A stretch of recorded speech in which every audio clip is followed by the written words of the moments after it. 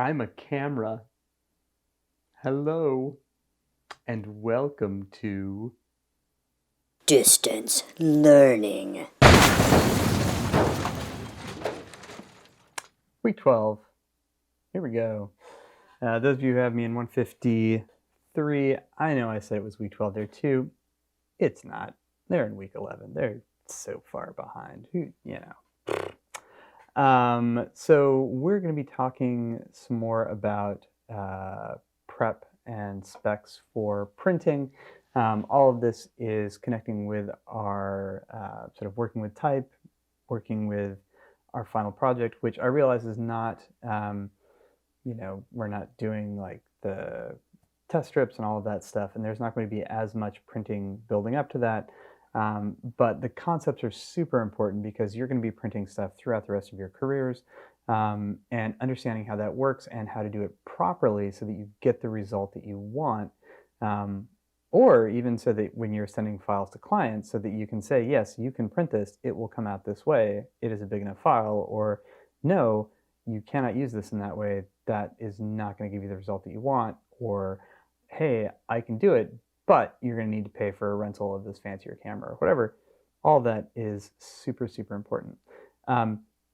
There is a handout that is handout number, so many, who even knows? Here it is, handout 14. It's there in the shared resources, definitely worth taking a look at. I'm not going to be going through it step by step, although I'll refer to it. But it's a really good, I think, resource to look through as you're thinking about printing and figuring out how to get your file properly prepared. And that's the same in this class as in any other class, right? So, maybe you're not going to use this now, but maybe you remember in the back of your head that it's out there, and you grab it next semester or something like that when you need to make a print, or when you make a print and it looks wrong. So we're going to go through today a little bit of what is probably review on preparing files for output, resizing and resampling, non-destructive editing, flattening for print, grain, file type, bit depth, talking to your printing professional, super important, and then a little tiny bit on proofing and profiles, although I'm probably not going to really get into that. So let's go ahead and I'm going to dive into Photoshop. I have opened up the file that is called Resizing Sample Corporate Headshot, because who doesn't like that? And the first thing, if I'm going to print this, the first thing I want to know is, can I print it at the size that I want? How big can I print it? So the best way to find that out is to go to Image Size. And again, this is assuming I'm working with a file that's mine. I'm not like some terrible JPEG I've downloaded off the internet. So here it is, and let's look at the info that we have here. It has my width, height, resolution. Width and height are in inches. That's important, right? When we're working with paper sizes, those are measured in inches. So I want to be looking at this in inches. If you're in Europe somewhere and dealing with centimeters, hey, cool, dude, set it to centimeters. We're over here in the dumbass imperial system, so inches it is. You can always click there and set it. Another thing to notice here is this little thing that has a pair of linked chains, and then, super important, these little handles coming out to reach for width and height. Bad design decision. If you click that, the chain stays there. The chain does not break like I think, frankly, it used to. Don't know, but I feel like it did. Just those little ears go away. This can be confusing because you're like, oh yeah, look, there's a chain, it's linked up, we're fine, width and height are still going to stay proportional. But if I go here and say, I'm like, okay, well, let's make my width 11 inches, you'll see that my height doesn't change, and if I were to hit OK, right, it has stretched it out to be 11 inches wide and has not adjusted the height proportionally, so I get an image that is distorted. This is super obvious, but if you were making a smaller adjustment, it might not immediately jump out at you, and then you're looking at a print down the line where you're just like, oh shit, that looks terrible. So I'm going to undo that, go back to image size. Image size, again, by the way, is over here in the image menu, image size. So I'm going to click that, make sure that that is linked up, and I'm going to see if I can print this on 11 by 17 inch paper.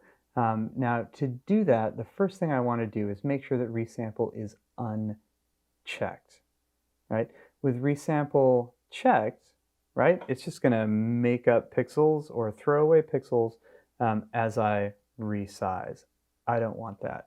I want it to keep all the data that's there in my file and not toss anything and not make up anything. That is going to give me the highest quality image file, generally speaking. So let's go ahead and set my width to 11. You'll see now my height changes. That's nice. And along with it, my resolution changed. So before we were at 7 inches or something, and my resolution was around 300. Now my resolution, I went up to 11 inches, my resolution has dropped down to 200. Why is that? So I have the same number of pixels, and they're spread out over a longer distance, right? Went from 7 inches to 11 inches. So same number of things spread out over a longer distance means there are fewer of them in each inch, right? So imagine I have some Skittles, right? I've got a ruler and I have 12 Skittles. So I have one Skittle spread out evenly and across that ruler, one Skittle every inch, right? I have a Skittle resolution of 1 Skittle per inch, right? So now if I go from that single ruler, let's say I take it and I spread these Skittles out over, oh, I don't know, 12 feet, right? So same number of Skittles has not changed. I'm just spacing them out evenly over that longer distance, right? Whereas before I had 1 Skittle every inch. Now they're spread out over a much longer distance. I have 1 Skittle every foot, right? So much lower Skittles per inch because I've increased the size, right? I've stretched them out over this longer distance. Longer distance, same number of Skittles, right? Fewer Skittles per inch. Same thing with pixels, right? They're not as delicious. Also, all Skittles, same fucking flavor. Don't let anybody tell you different. Right? 11 inches, same number of pixels. There are fewer pixels in each inch because they are spread out farther. If I went even further, let's say I made it 2,000 inches wide, now my resolution is down to like 1 pixel per inch, right? Because I have made it so big, I've stretched it out so far, those pixels are now much farther apart. There are fewer of them in each inch, less sort of density.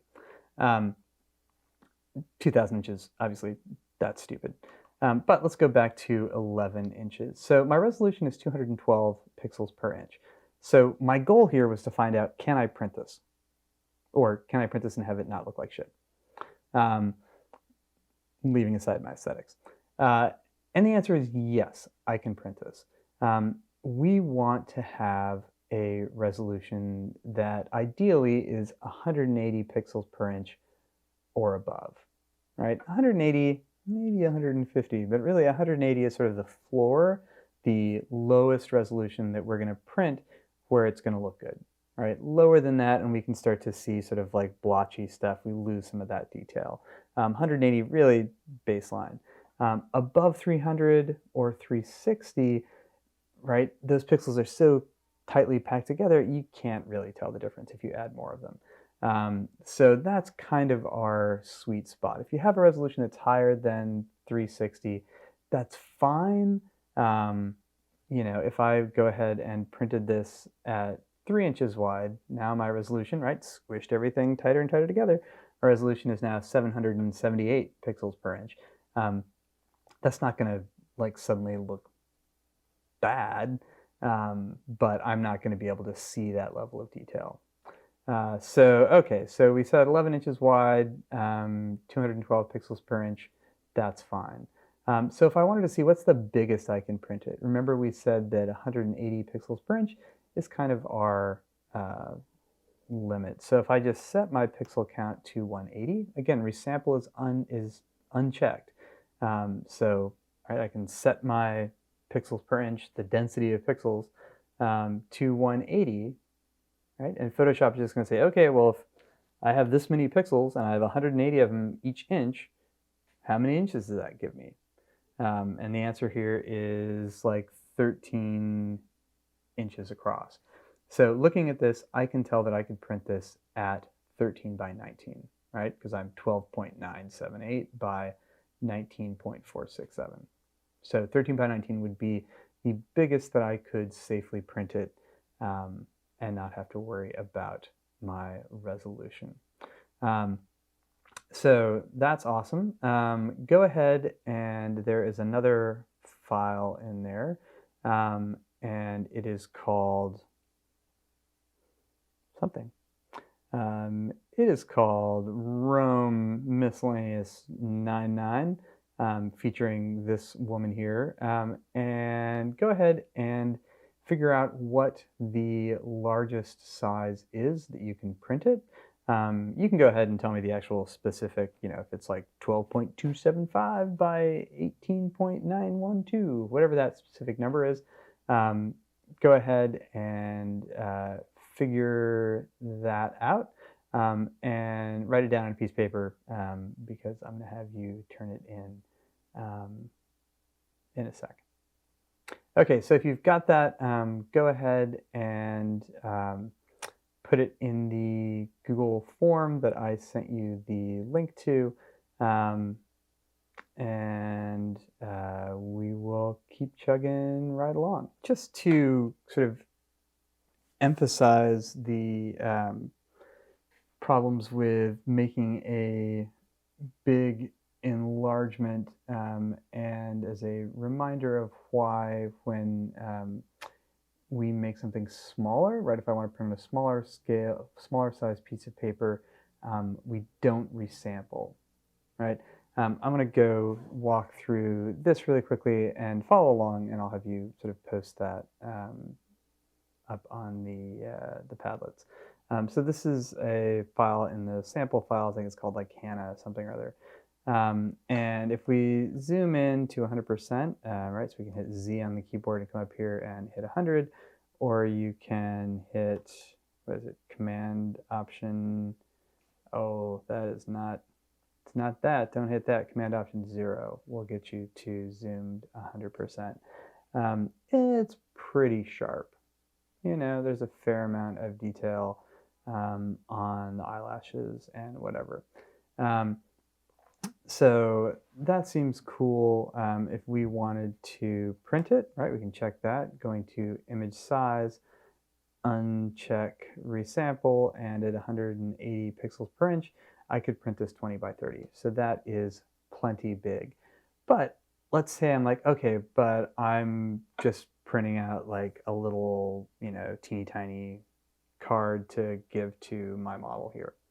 So I'm like, okay, well, I'm going to go ahead. I'm going to print it at, I don't know, 2 inches by 3 inches, right? Little tiny thing, sort of like insect size. I can give it to somebody. It doesn't use a lot of my ink and paper, and they think it's cool, whatever, trade it with your friends. And I look at that, and my resolution is like 1900 pixels. And I'm like, well, that's nuts. I don't want that. I'm going to go ahead and resample it down to 180, right? Because that's totally fine for the size that I'm going to print at. So I do that, right? And my print comes out. It's fine at 2 inches by 3 inches. That's awesome. I save, I quit, I come back 6 months later, and I'm like, okay, well, now I'm going to go ahead and make that big print. And I know I could get 20 by 30 before, so 20 by 30, hit OK. And now you see what the problem is with resampling when you make it smaller, is that when you want to make it bigger, Photoshop doesn't have those pixels anymore. So that's why if I'm going to shrink it way down to print it out, right? And I'm like, okay, well, it's just a temporary thing. I want to try this out or whatever. Even if I'm like, okay, I don't think I'll ever print it big ever again. I'm going to have it keep all that resolution. I'm going to have it keep all of that data. I'm not going to resample it, just because if I do that, once I throw that stuff away, right, save, close, Photoshop cannot get that data back, period. So while there are contexts where we will resample when we get bigger, and we'll talk about that, never, I think I can safely say, do not resample when you are making an image smaller, because you're just throwing away data that you may wish you had later on. So, right, we scaled it down to 2:3, we scaled it back up to 20:30 at 180, with resampling checked in both cases. So let's go ahead and screenshot that and throw it on the Padlet, and then we'll keep going.